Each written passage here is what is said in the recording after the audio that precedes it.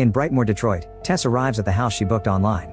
The instructions say she'll find the keys inside the lockbox, but when she opens it she finds it empty. She immediately calls the booking agent for help, only to be sent to voicemail. After leaving a message and ignoring several calls from her ex, she notices that the lights inside the house are on. Tess rings the bell, and to her shock, Keith opens the door. He explains that he's currently renting the house, and they realize that the agent accidentally double-booked the place. Since it's raining pretty heavily, Keith tells Tess to come in. Then Keith shows Tess his booking confirmation to prove he's telling the truth. Tess calls the nearest hotel to try to get a room, but unfortunately it's already fully booked tonight. Keith overhears this and points out there's a medical convention in town, so he doesn't think there'll be rooms anywhere. He convinces her to share the house for the night and even lets her have the bed because he can sleep on the couch.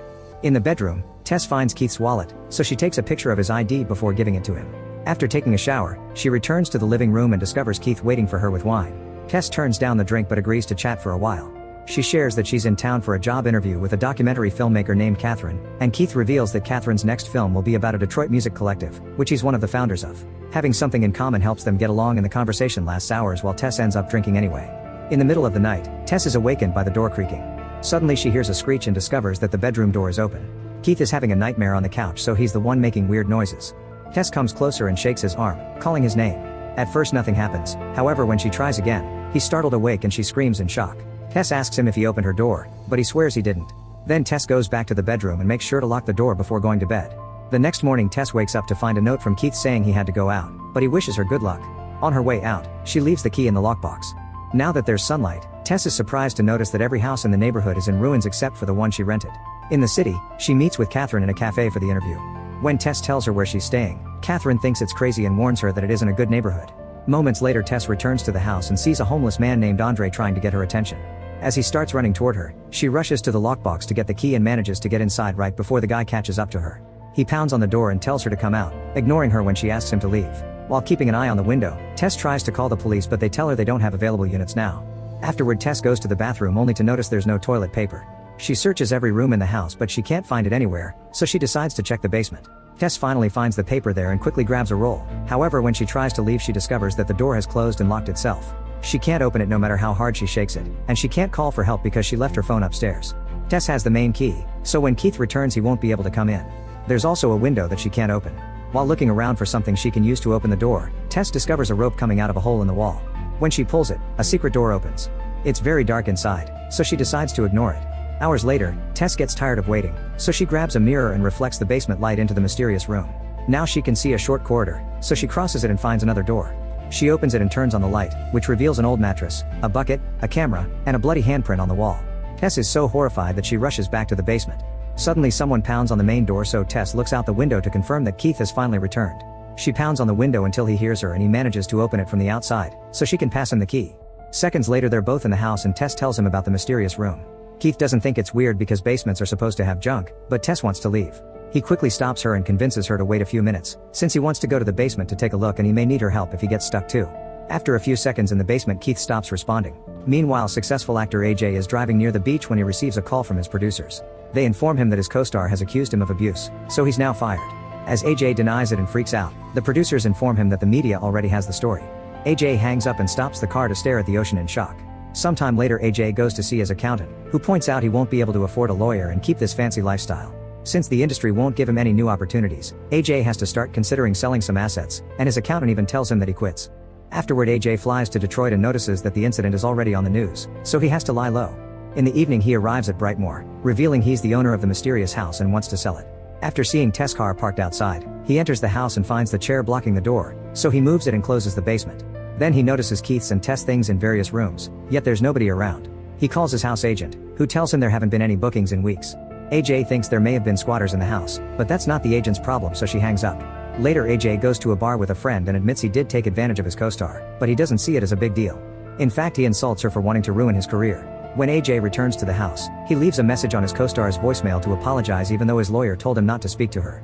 The next morning AJ wakes up with a terrible hangover that makes him throw up. He then searches all the abandoned bags and suitcases until he finds Tess' laptop. Her name appears on the screen but AJ can't access the computer without a password. After finding the keys on the table, AJ looks at the basement, where the light isn't working anymore. Nobody answers when he calls, however he hears a noise that startles him. Concluding that the squatters are down there, AJ gets dressed and grabs a knife and a flashlight before descending into the basement. As he looks around, he hears another noise and finds the rope, so he pulls it and discovers the hidden door. Soon he finds the creepy room, but this only makes him excited. AJ returns to the living room and searches online for information to know if underground spaces increase a house's value. He learns that he can list the basement separately, so he grabs a measuring tape and rushes downstairs to measure the secret areas. He even moves the bed to do this, not disturbed by the implications of the room at all. Eventually AJ finds the other door and gets more excited when he sees the tunnel. He continues to take measurements and doesn't stop until he hears some music. There's a light at the end of the tunnel, so he follows it to find one more room. It smells terrible, the floor is covered with old blankets, and a small TV is playing a video of a mother feeding a baby. Suddenly the measuring tape starts getting pulled, so AJ lets go of it and watches it disappear in the tunnel.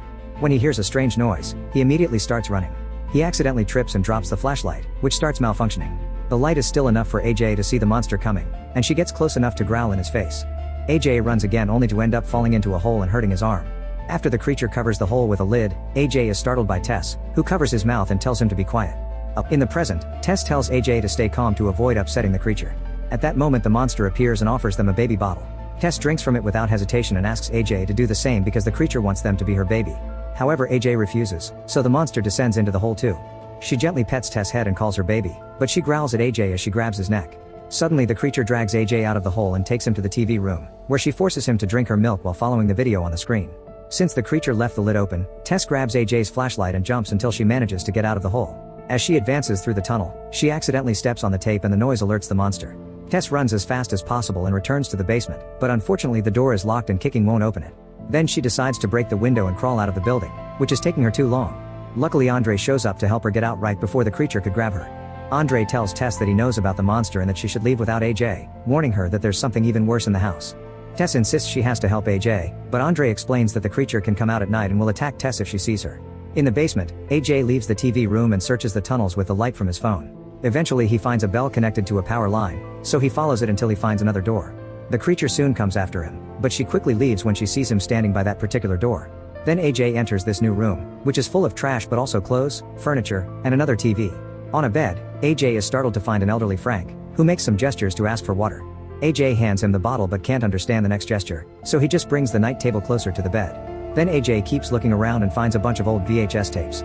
He watches them and discovers they're recordings of all the women Frank abused in that basement. A horrified AJ starts yelling at Frank, who pulls out a gun from the night table and self-deletes. Meanwhile Tess leaves town and goes to the nearest gas station, where he borrows a phone to call 911. When the police arrive, she takes them to the house and tells them what happened. However, the cops don't believe her and refuse to break into a locked house without a warrant, so they leave. A desperate Tess breaks a living room window to get back in the house and grab her keys.